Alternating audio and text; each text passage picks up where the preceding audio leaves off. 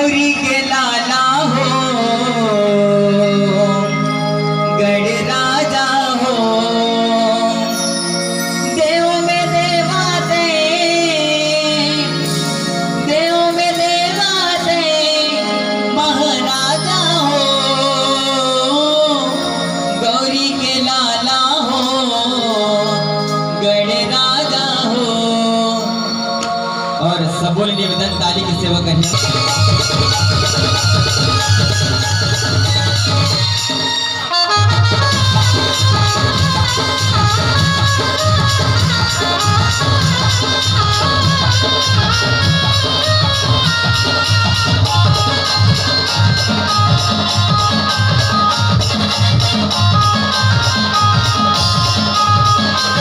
गौरी के लाला हो, राजा हो, गौरी के लाला हो, राजा हो, देव में देवा दे, देव में देवा दे, राजा हो, गौरी के लाला हो, राजा हो, गौरी के लाला हो, राजा हो, देव में देवा दे, देव में देवा दे, राजा हो, गौरी के लाला हो, राजा हो, गौरी के लाला हो, राजा हो।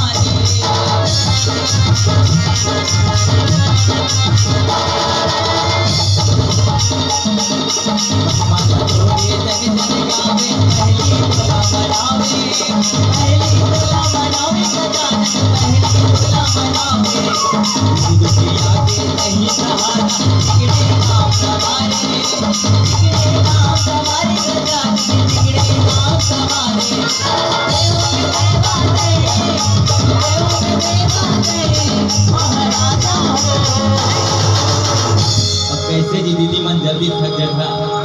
कहते हैं पतंग उड़े आकाश में, धागा मेरे हाथ में, पतंग उड़े आकाश में, धागा मेरे हाथ में। और ताली बजाना आप सभी लोगों के हाथ में, आप सभी लोगों के हाथ में। और भजन में मीठी मीठी ताली की सेवा करेंगे और क्या कहेंगे? गौरी के लाला हो, गौरी के लाला